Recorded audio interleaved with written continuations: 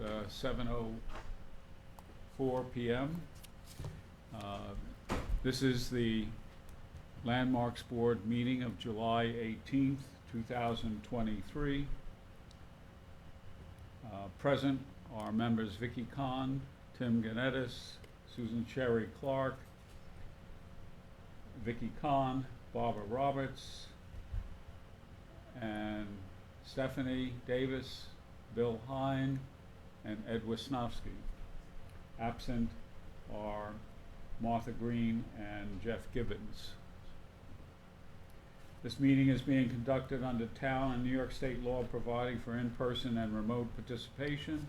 Individuals may undertake remote participation by activating the Zoom link found on the published agenda and at the town clerk's agenda and meeting portal on the Southampton Town website. Viewing only is found by activating the live link at the top of the town clerk's meeting portal page. The online Zoom participation is being moderated by CTV. For comment on a particular agenda item, please notify CTV via the chat function so that comment can be made.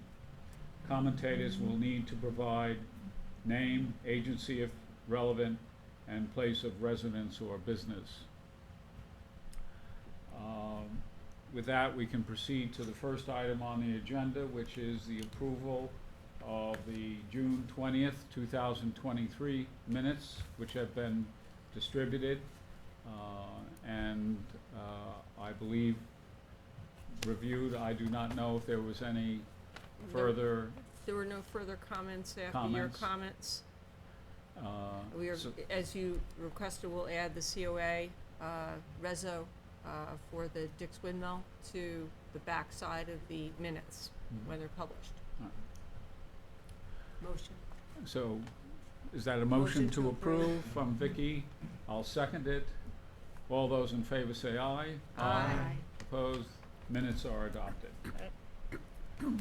We have one guest this evening relating to 11 Walnut Avenue and the potentiality for finding by the Landmarks Board that there is characteristics that would enable a determination to be made for the Landmarks Board to recommend to the town board that 11 Walnut Avenue be recognized as a town landmark. And in that regard, we've received a report from Bill. Would you want to summarize that, please? Okay. We did look at this perhaps 2 meetings ago as a construction application, and we had no objection to that application. It was removing 2 windows on the side of the house. The remainder of the work was on the rear of the house. And I do address that in this report as well, that we had reviewed that and had no objection to it. So the house has an AYB of 1900. Until recently there was a shed there with an earlier AYB, perhaps 1915, and then there's a second shed there that's much more contemporary. On the 1902 historic map, the property is owned by H.E. Terrell. Continuing on the 1916 map, it's now owned by H.E. Terrell, and the property has been subdivided. The southern half of the property now owned by Glenn Denning, who is the husband of the Terrell's daughter. So they obviously subdivided to get property for her and her husband to build a house. The house is visible on the 1930 aerial photos, as well as on the 1938. You can see on those properties a much larger driveway prior to the dividing of the properties, I guess. We found, Stephanie and I found a lot of information in the historic newspapers, weddings, moving, visitors, places that the Terrells were visiting. There was a number of things about them moving to East Hampton in order for him to continue working, and then moving back to East Quogue at a later date. When Stephanie and I visited the house, we noticed that the foundation was basically constructed in two portions, the front half of the house being brick, the back being cement blocks. And we also noticed in the attic that there was a line across the chimney where previously the flashing of a roof had joined the chimney, and at some point the roof was then raised to a higher pitch, and then they added on to the chimney to keep it above the roof. So we're not quite sure when that actually occurred, but definitely by the looks of it, it again would have been done prior to 1941.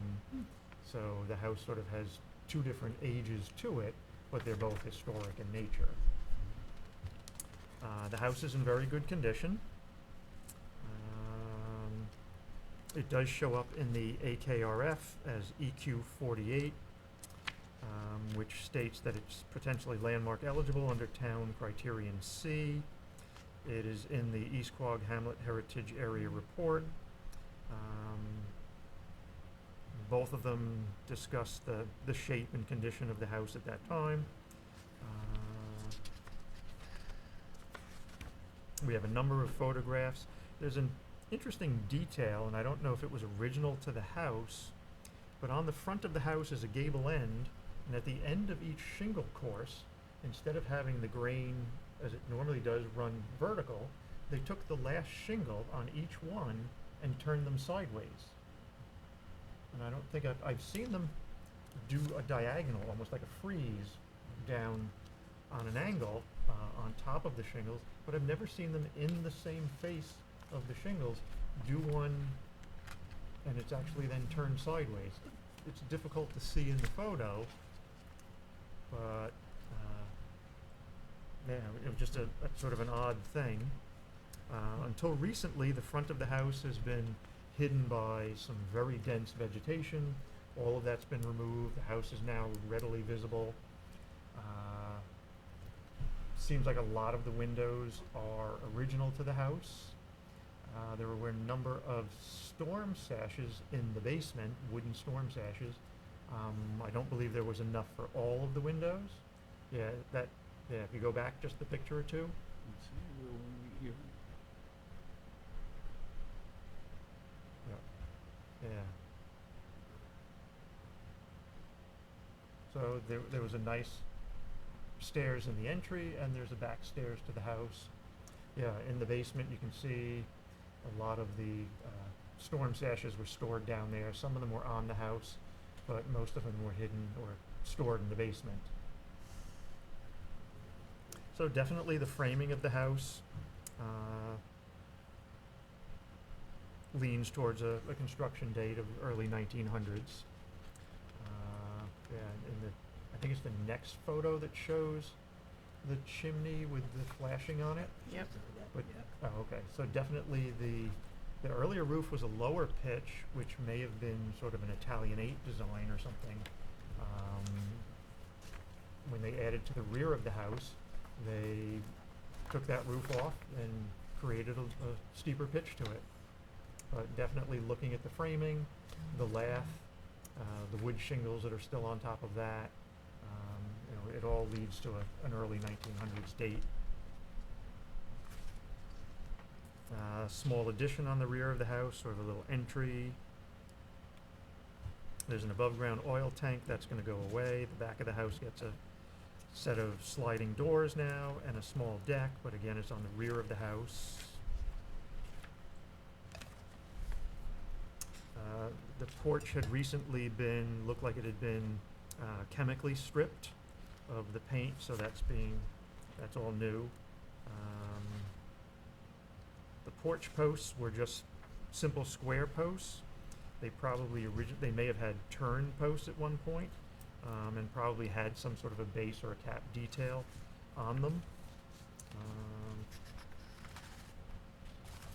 We had an earlier photo. The stairs seemed to be original. It was an interesting stairs on the interior that had a nice curve to the top of it. The handrail and the stairs all curved and then turned up into the ceiling. All of that's still in good condition. Interior of the house was in nice condition. Interesting, it had transoms on the second floor, but they were fixed. Most of the time the transoms were added to let ventilation through the different rooms. These, for some reason, were just there for light. They didn't operate.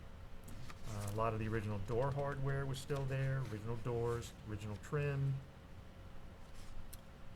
There was a strange truss, I would call it, in the attic, about where things changed at the chimney, which had a metal rod in it. Seemed like the truss was holding up the rod as if they were suspending something from it.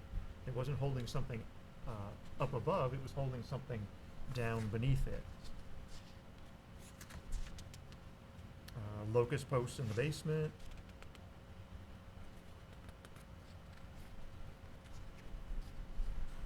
And as I say, we did find out a lot of history on the different families who had lived here. Seemed that they had been also related through marriages to other prominent families in East Quogue. And as the AKRF had stated, possibly being landmark eligible under number C. So we had just felt that it was a very period correct home with the wood shingle siding, the wraparound porch, the original windows, all still in place. So we felt that was the character that we were basing the landmark eligibility on.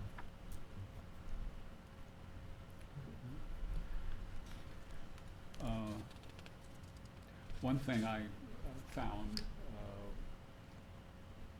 was the deed for purchase for the property, which was 1891. Okay. And they purchased it from Benjamin F. Rogers, who you see on some of the maps, the Beers maps, owned different parcels, vacant parcels. So obviously I think he was in the real estate marketing business as well. And I searched high and low myself for trying to find building reference in the newspapers. Could not find any. Didn't find it either, yeah. But he was a mason by trade. And his brothers were all carpenters, and his father was a contractor, Richard Schuyler Terrell. Okay. So I would not be surprised if this was a family-built enterprise.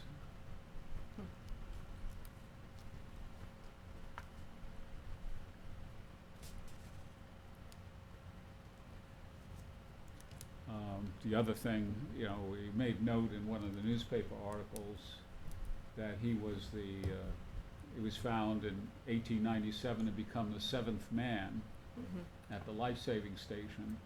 He worked for the life-saving station in Southampton, Yes. not Shinnecock. Nope. And the 7th man was a seasonal role. In the winter time, they put on an extra man in order to provide extra support on shore in the difficult surf when the surfmen went out in the boat. So that was kind of a part-time job, and certainly would fit with the construction occupation that he had as an individual. That's about the only historical notoriety I could find for him as an individual. Perhaps as well raising a big family in that house. You can understand why maybe they put on an addition at some point as well. I think 6 kids, I think, did you? Yeah, I think say? one may have died in infancy, but yes, they Yeah. had quite a group of children.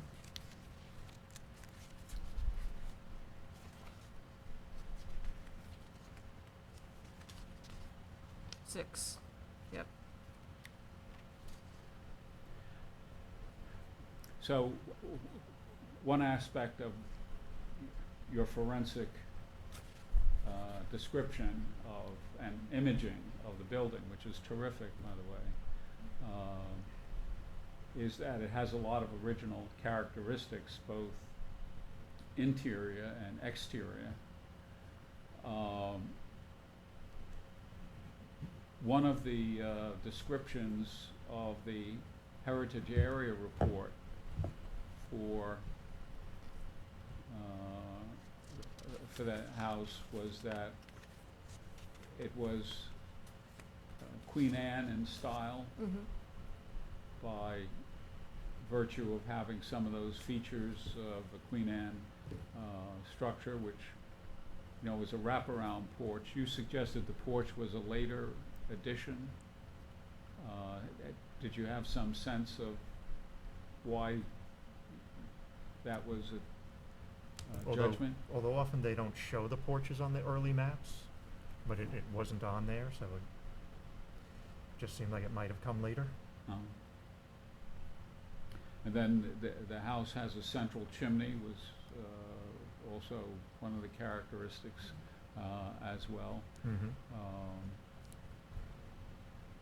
Are any other kinds of features that would be descriptive of the Queen Anne style?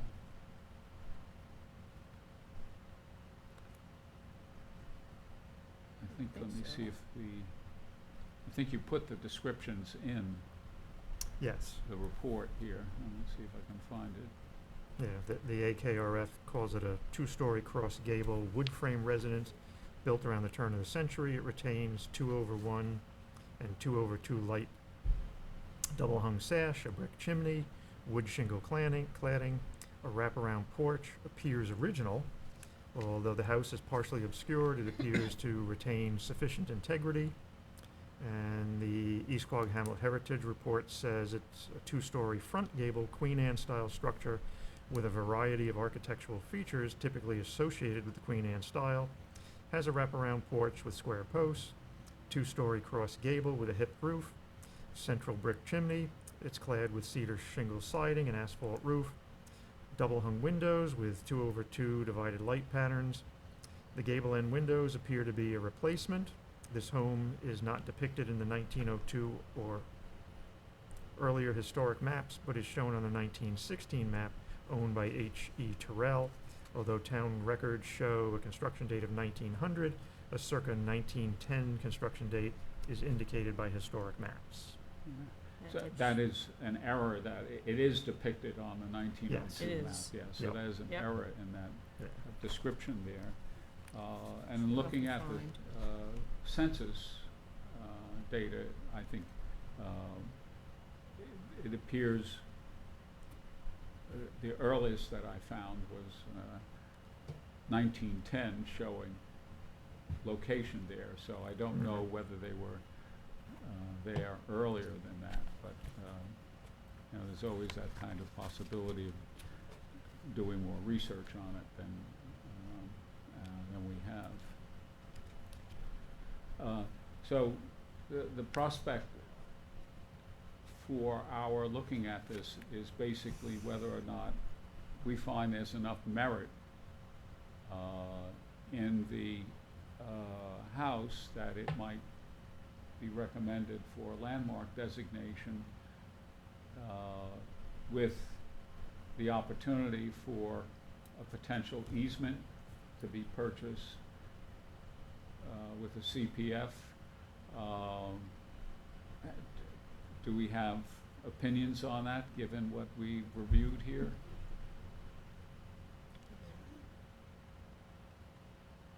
Is that something that, are there any doubts about going forward with finding this as a landmark eligible structure for East Quogue? Yeah. So, okay, well, in the place of that, I mean, do you want to offer any comments before we move on? No, thank you very much for the diligent review. It's very exciting and interesting to learn about the history. And Stephanie and Bill visited the house. You had asked about if I could find out from the Phillips family who they had purchased it from, so I reached out to the sellers who had bought this house earlier this year. And they mentioned the Ward family who had lived across the street. Interesting. They think their parents bought the house from them, so just Okay. for what it's worth. All right. And then Burr Phillips, one of the children, he now lives in New Hampshire. I had met him at the closing. He said he thought he might have a, I don't know if it's bill of sale, but he thought he had maybe a record of the building materials from the home build. And he said if he could find it, he'd definitely give me a copy of it or turn it over to me. So if I come up with something like that down the road, I'd be happy to share. That would be wonderful. That would help validate the age of the structure. Yeah. Yeah, definitely. Okay, just for the record, because it was not at the podium, that is the current owner, Lars Fitter, and who is who has the interest in the potential application for such a designation. So we'll proceed forward on that basis and work up the paperwork routine associated with making a recommendation that would be in conjunction with an opportunity for the CPF to do an evaluation. I think maybe you understand the process that's involved with the CPF easement. Okay. Find out more. So, Yeah. It's the same process that's currently going forward with 149 South Country Road in Remsenburg.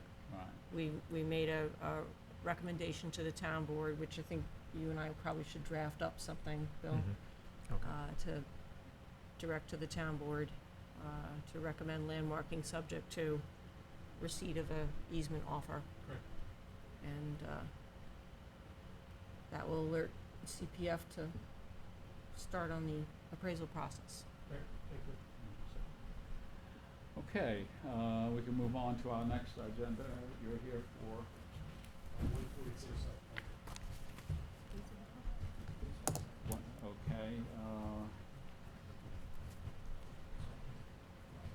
we are here for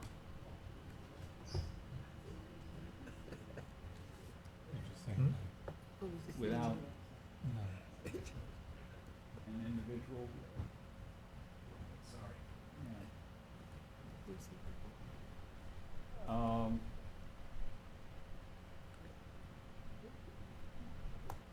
This is 149, 144 South Country. Edge of Woods. Edge of Oh, Woods. Edge of Woods, I'm sorry. All right. So you're at the top of the agenda pyramid. Okay, so I got a call from Jeff Gibbons, who paid a visit to the site. Didn't get a chance to get on the property, but around the property. He did indicate that the work that had been done on the cottage so far was a matter of just re-roofing and patched re-shingling that had been done.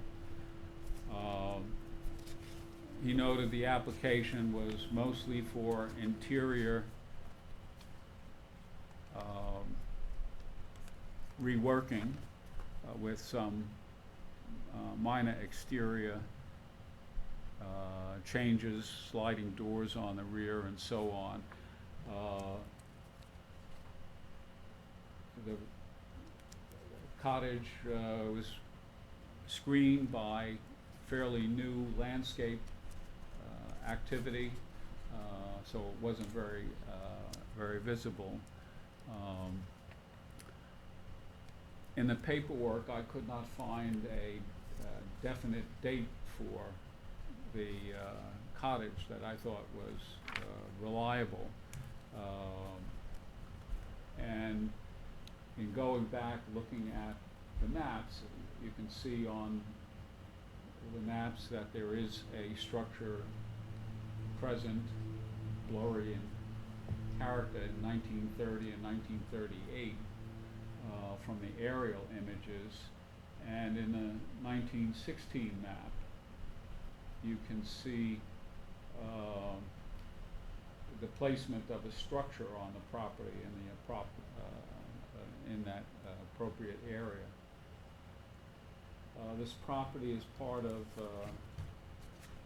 a late 19th century development called Hampton Park, which was undertaken. Susan, you sent along the little bio of Whitaker, Judge. Right, it's in a sense related to the 437 North Sea Mecox. Right. At the end, I had the other Hampton Park. Right. But this one seemed to be, at least what was a Mrs. Thomas Whitaker Bisgood. And of course, that was either a daughter or a sister of the judge that had 437.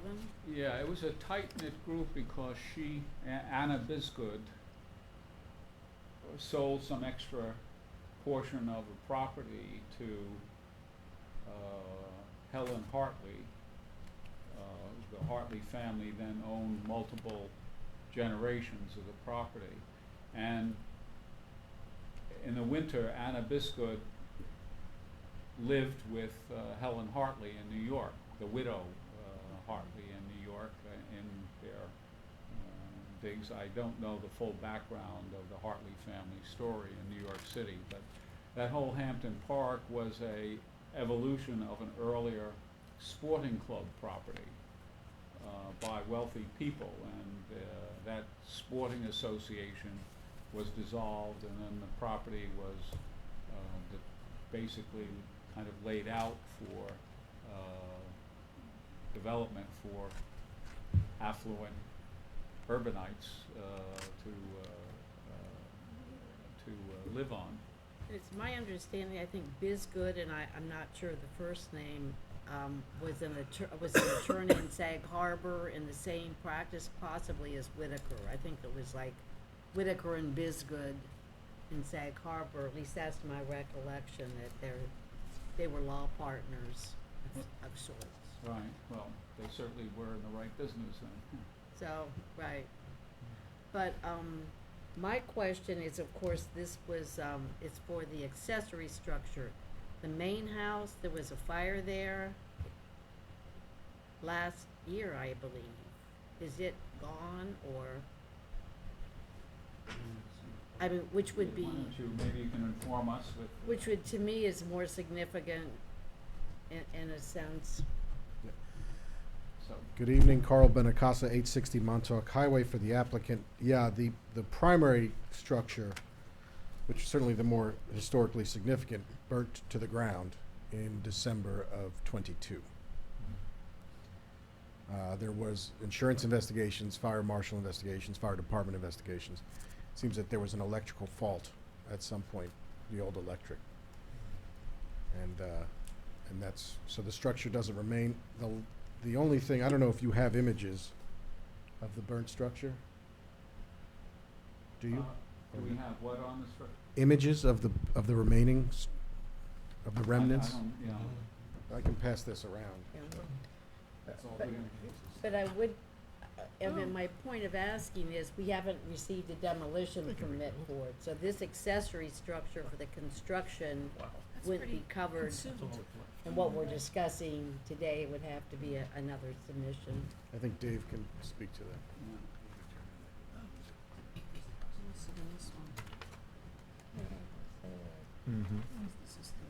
Yeah.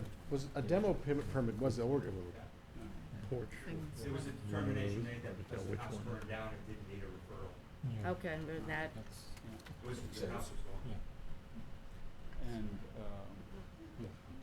that might explain why on the property record, there's only a record for this structure number 2. The structure number 1 has been already wiped out of the files. So, Yep. yeah. and I can understand why we don't need one, but then it's just when it comes to site visits, that would be the one that you may have The property is in still relation flagged. to the others. The property is still flagged because The cottage is Oh, also right. in front, yeah. But that would have been the main structure would have been the one of course, primary significance. So I was wondering if we were getting something. Yeah, there. so that, Yep. the primarily significant structure is gone, but the cottage, the second structure, is still Right. significant. And I saw it marked on the map that it was either to be demolished or something. I'd seen that, but I was just, okay. It, just in any case, and for everybody's information, Jeff Gibbons, who visited the site, said from his examination that he saw no problem, that the existing cottage had been remodeled before, and in fact, part of it may have actually been a garage at one point that had been incorporated into the And structure. this is for work that's already been completed? No. No, okay. There's we're proposing to, basically, the external work is related to windows and doors. But I think what was suggested was that there were other improvements at an earlier time. So the historical nature was somewhat compromised at that point. So basically what's completed is a re-roofing, which took place, which doesn't require anything, and patching of shingling on the side. Sure, And there's exactly. nothing else that Okay. Jeff observed in terms of his report. So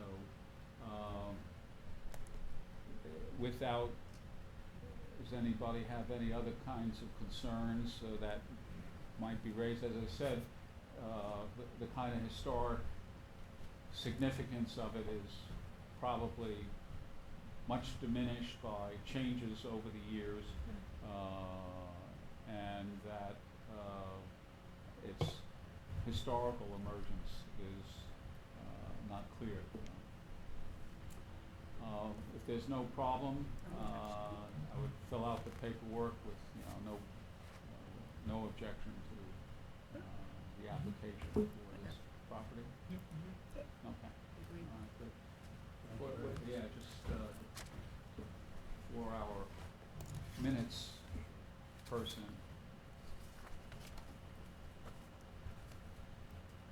Okay, with that,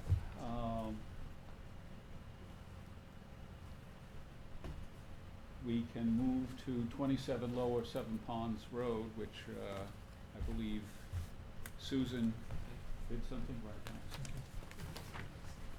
Okay, now I have to.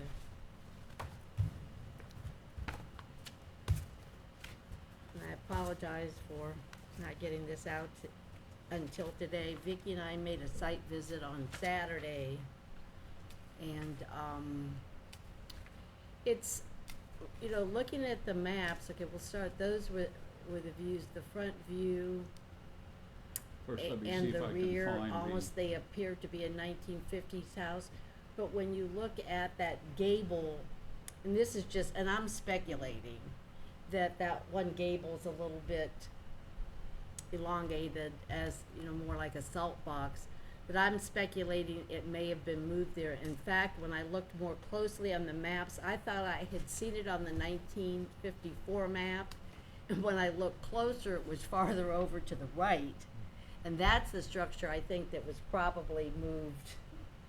But it's on Lower Seven Ponds Road, right there. and it's an 8.05 acre property. And we reviewed it last month in June. We had a referral from the planning board. There's going to be a subdivision there, a 2-lot subdivision. And the property off, some to the left, of course you can see there's some wetlands there. But the property off to the left is going to be subdivided from where the house is.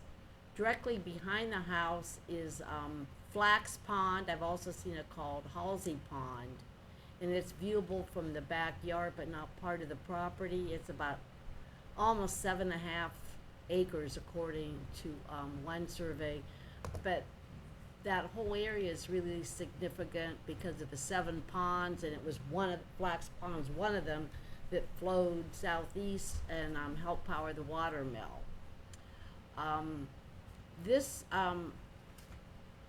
particular house, when Vicky and I viewed only the exterior, cause it was occupied, at the time, and we didn't have permission, of course, to go in, but, there are no historic materials There's nothing left. on the exterior that evident at all.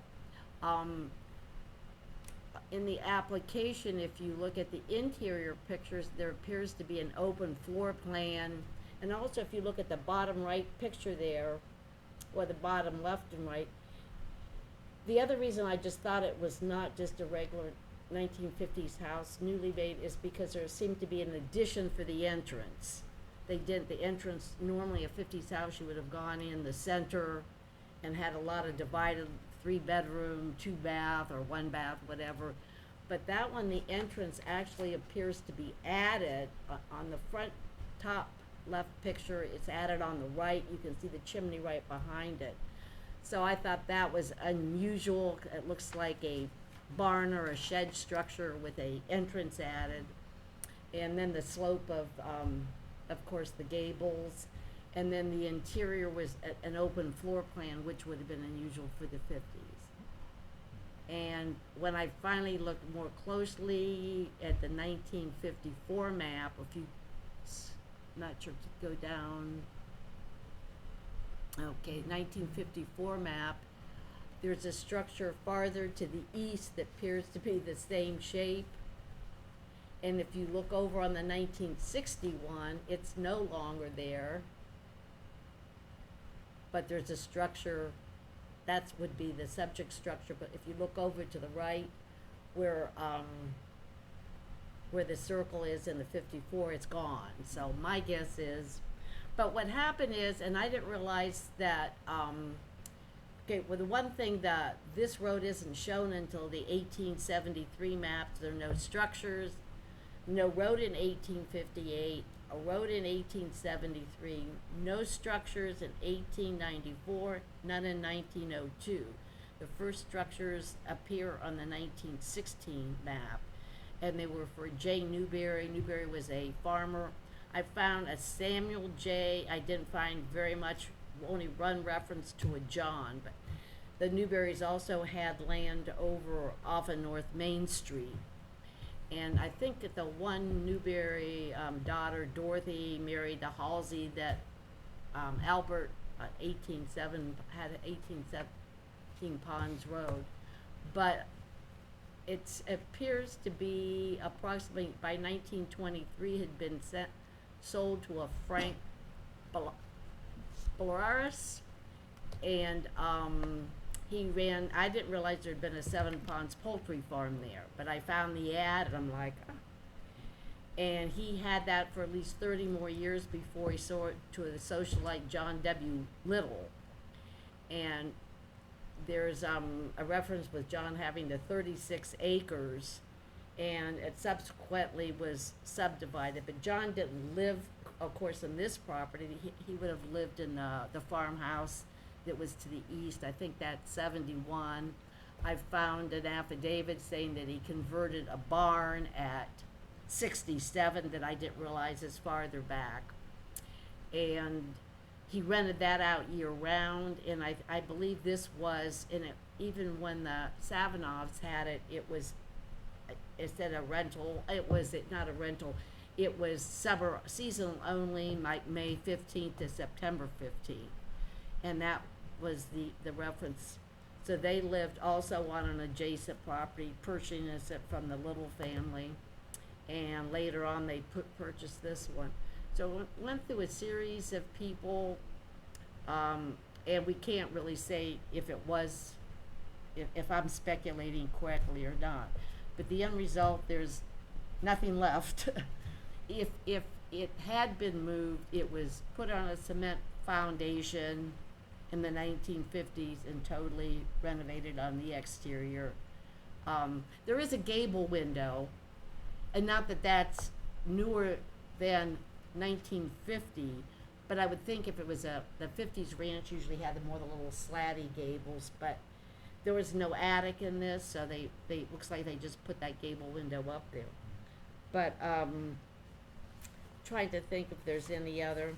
I actually found a wonderful obituary in a picture with John W. Little because he was involved in the oil companies, in the National Golf Club, the hospital, a poet, a writer, and did a lot of. One article had that he had a greenhouse which would not have been on this property, but they on adjacent one, and grew banana trees, and wrote articles about how to grow your own banana tree. So I think a lot of his publications were local and published in the local newspapers, but they also said Reader's Digest and the New York Times. But it seemed after he divorced from his wife, it was sold, and the house that he lived in went to eventually to his daughter, then the ex-wife of Larry Rivers. So he seemed to be part of whatever that group also was, the artistic group that hung out in the art world here, and also did philanthropic work. But the end result is this has been subdivided a couple times to arrive at this property. The house has been renovated, and there doesn't appear to be anything of historic integrity left, and it's not on the 2014 Historic Resources Survey. Well, to some degree, the individual you're talking about, John W. Little, is not your usual property owner. Right, all 36 acres, poultry farm, 1953 purchased it. Yeah. But, among other things, if he's involved in the Right. oil business, if he's involved, might have some significance, industrial significance in Right. The history of the U.S., but anyway. So he graduated from Dartmouth 1940, so he would have been about approximately my father's age, so it was like sort of interesting to see what he was doing at different periods in his life. But you find no reason to No, be concerned about the well, basically, second the floor? proposal's to put on a second story. Right. So they're not really demolishing the house, but once you put on that second story, whatever beams you see inside will be gone, but that's interior. Right. And there's nothing there really on the exterior. In fact, until recent years, there was a 6-foot plastic stockade fence that you passed every day that you couldn't really see this house. Actually, I was surprised that they would put a second floor on this structure because it's been so heavily modified. I mean, with, let me be generous and say those are Home Depot windows. I mean, I don't know. But why wouldn't they just demolish it? There's absolutely nothing of historic interest that we could find in the property physically. Yeah. I think Susan did her usual terrific job in researching the history of the occupancy and the potential relocation, but what's left there, there's really nothing. And there was an engineer's report Yes. submitted, and the fellow said that the foundation was in excellent condition, would hold a second, only from what he could see. He couldn't verify from what was unseen. He might suggest filling it in to stabilize it. But we that couldn't is- get inside, But so we couldn't even see the basement or anything. Yeah. We could just view it from the exterior. and the family's owned it, I think, since 2018. So now the only thing I'm not sure is so often, I don't really research the more recent names quite as closely as if they were related to the Littles, that it was in the family. I don't think so, longer than I thought. But even like there was a Lucy Tucker that owned a house. Well, then I realized that Lucy was John's daughter, and she was the Little. But this one I don't think is related at all to the Little family or the Savinovs. But that's Okay, so you recommended no yeah. concern, no yeah. objection, so are there any comments to be made on this? If Nope. not, and Susan, would you Yeah, I'll do that. write, thank you, appreciate it. 81 Foster Avenue, which has its own form of confusion.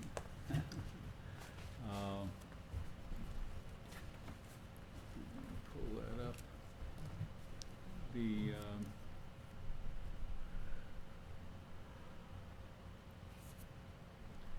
house involved here, we can just position it a little bit in Hampton Bays, not far from the shoreline of Shinnecock, west bank of Shinnecock. Identify oblique.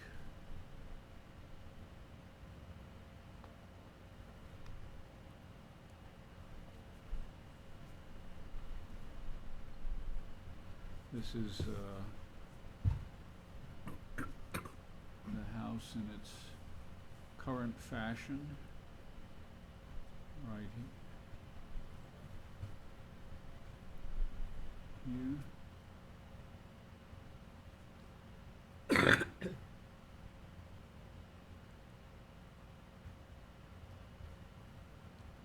There you see it has a garage and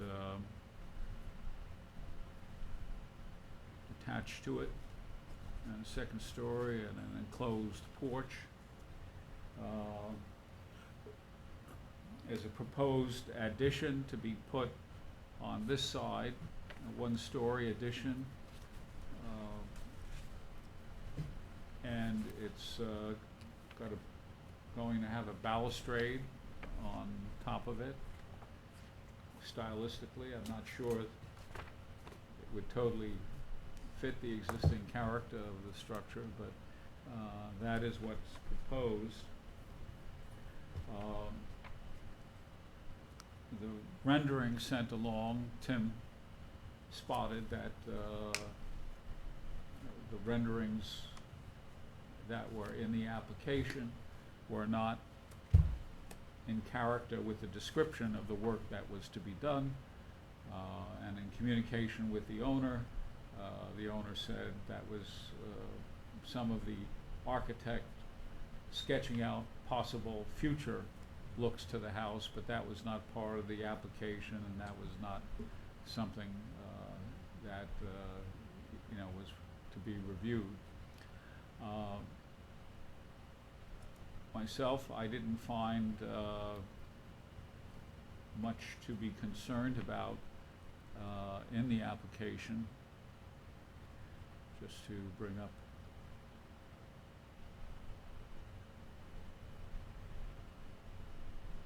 this is the wrong one. This was 7 Ponds. How did that come back?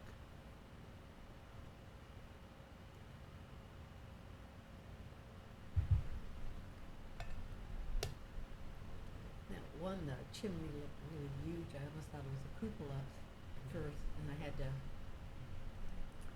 Yeah, so this look a is little closer. this is the current front look of the house. That's there. Looks like originally built as a summer cottage originally, with dated characteristics. And the owner provided a really interesting history, which we don't need to go through, but she seemed to know who could. So this is the addition that's to be there with a oversized chimney on the addition. I'm not sure it's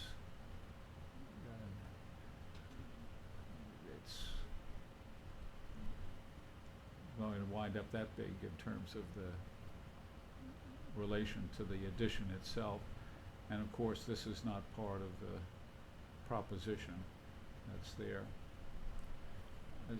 My sense is there's nothing here of significance in the house, of architectural merit and historical character, and that I would recommend no objection to the application for the permit. Any alternative thoughts on this to be offered. And we'll leave the fate of the balustrade to the opinion of the neighborhood in which the house exists. And the fire, and the chimney. Yeah. Okay, so no objection, I will do that. 2424 Montauk Highway, a proposed sign for a circa 1930 commercial building. It was very definitely 1930 in terms of the newspaper reference for the construction of the commercial building, part of a series of buildings built by very prominent Bridgehampton businessman and farmer named Raymond McGee, and actually the store was originally bigger, and the store itself was subdivided in the 1950s, I believe, maybe in the 1960s sometimes, and they put an interior wall in the building, and what used to be a larger, I think might have originally been a grocery store, Bohack, at some point, and then it became a pharmacy, and then the pharmacy sold half of the store to an investor from East Hampton, and they divided the store, so it became a subdivided building and a subdivided property. If you look at the plot on the map, you see very thin slivers but it's changing from what was a retail outlet to, I think, a real estate store.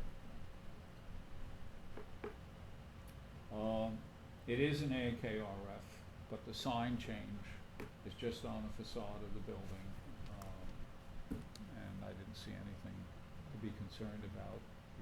We saw the pictures in the application. Any concern for it? Okay. But we passed on it already because Stephanie and myself looked at it and said it was unimportant. Governor John Adams Dick's Windmill, status is on its way. You all saw the paperwork on it, so that will proceed So- with the great help of Bill. Yeah, I met with the project team yesterday. So Mayor Moore, the building inspector, Larry Jones, two fellows from the architect's office, and another one from the landscape architect's office. So we went through the list that I had prepared and all of the items on that just to clarify things, and then went through the COA that's been approved, and there's basically two items that are left for them to sort of present to us, the landscape design and anything on signage with the illumination. We also reviewed things that I'm going to be just having the purview of the rooster wind vane, lightning protection, dark sky compliant lighting, the ADA compliant ramp, and anything else that they change along the way. So they're hoping to have their presentation back for final review to me by August 4th, I think is what Mayor Moore was saying today. And then by our next meeting, we should be having the landscape design and signage prepared for any review that we need. Well, thanks very much for all that attention and service you're giving. I'm sure the village of West Hampton Beach will also owe you a great deal of recognition and appreciation for it. 201 Springville Road is a planning board referral, and it's, I think, to provide for two lots out of,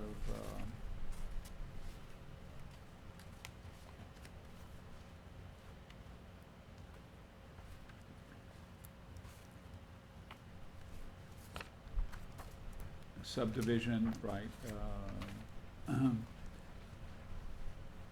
be provided, and that, if I get the location up here, just to look at it.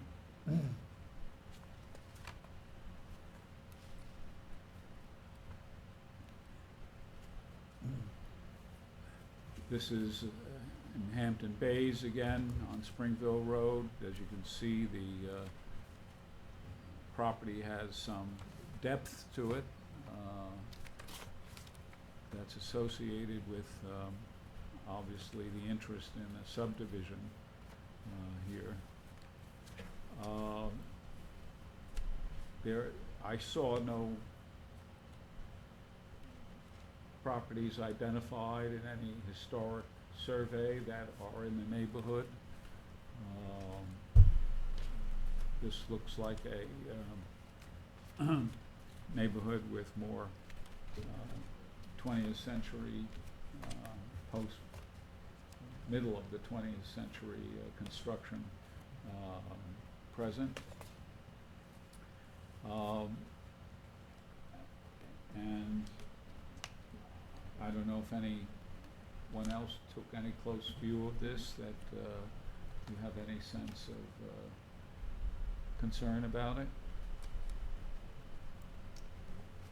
Okay, well, all right, so I will just construct a simple response. We reviewed it, we see no questions of historic significance associated with the application for the subdivision. So, okay.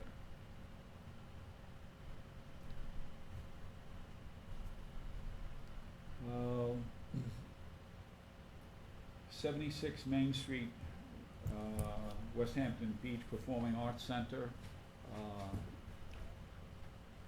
On July 25th, I believe, the town board will be voting on an approval for the intermunicipal agreement, which then would clear the way for the Landmarks Board to exercise a review authority for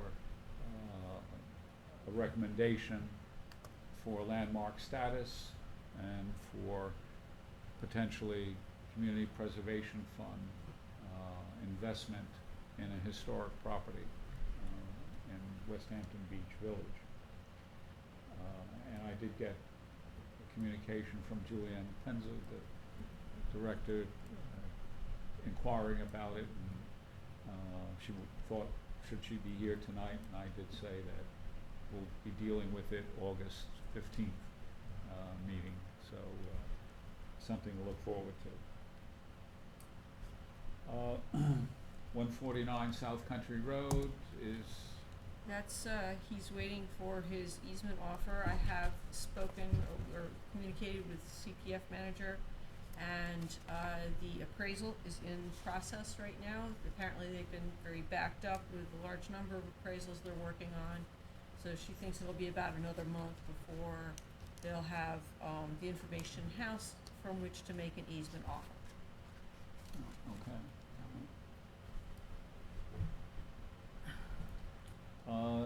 Bridgehampton Historical District status.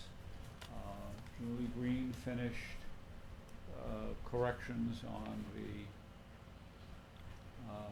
draft inventory and style report for the Bridgehampton Historic District, and it's posted, a link is posted on the basic Landmarks Board webpage, so that will allow easy access to it. I still have some reference material to construct to go along with it.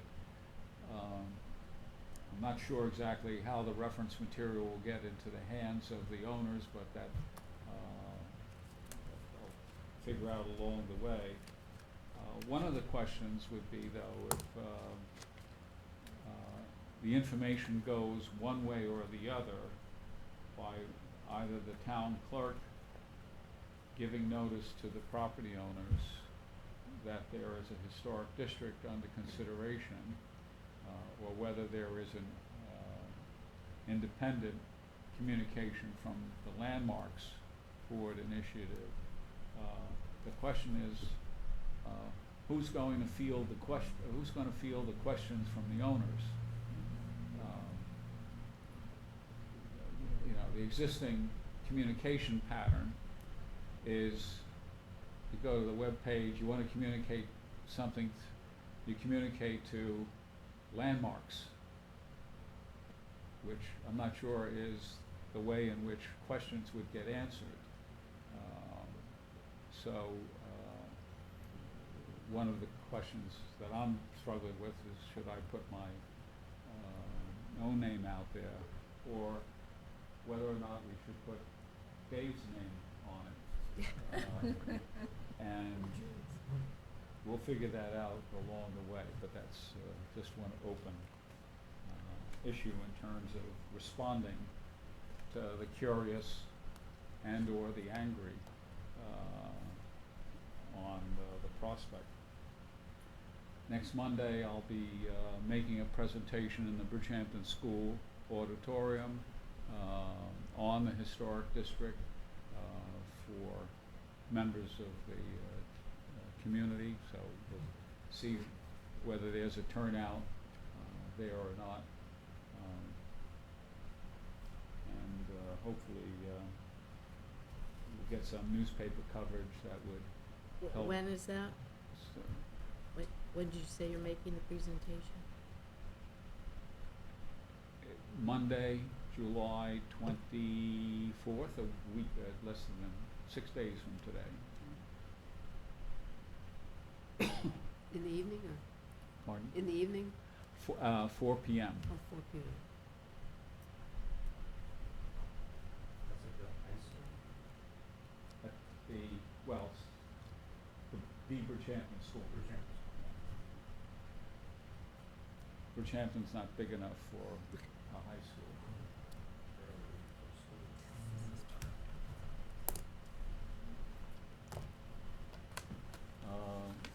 A standalone high school, I should say. Okay, so that answers that, and Stony Brook, Southampton historic buildings, a lot of smoke. Great article, We'll great see, letter. what's going to transpire. The Southampton Press had another stimulated editorial on the Stony Brook administration,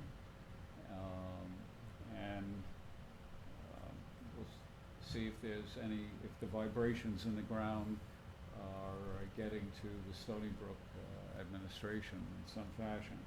So that's about all I think that I can say about that.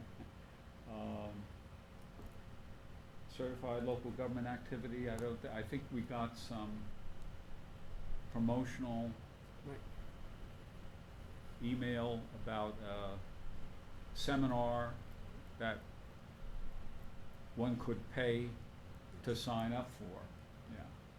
But of course, that's just another problem with this whole business. We don't have a budget for our operations of any kind, so it's something I'm going to try and put in a memorandum to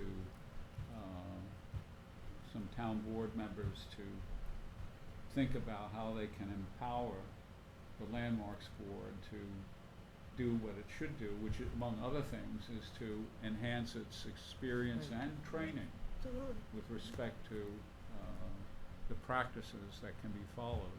Should get something to Janice ASAP, because the budget is due like the end of this month. Oh, yeah?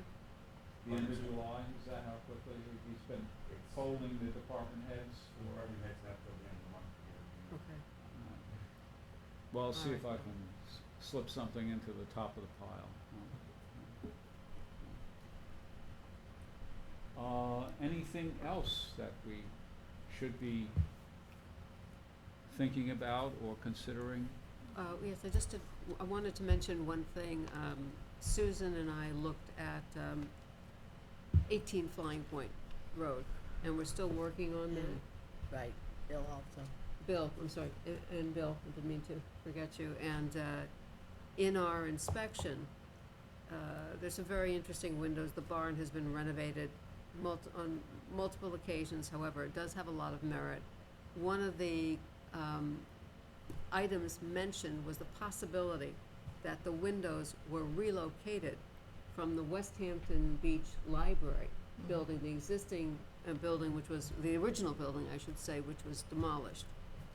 So I did speak with Mayor Moore, because I believe her husband was on the library board at the time, and she was kind enough to get back to us, and she said she could not, she had spoken with the library folks, and they really didn't have any information.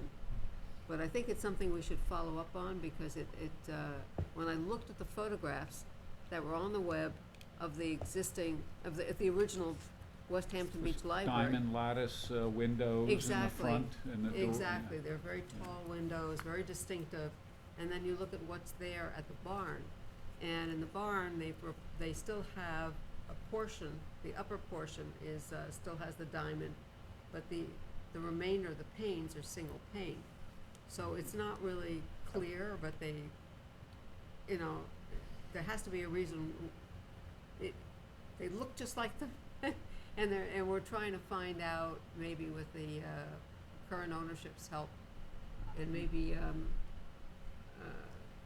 you'll know more, Stephanie. I mean, Yeah, I we might have some information in the West Hampton Beach Historical Society archives okay, that may speak to that.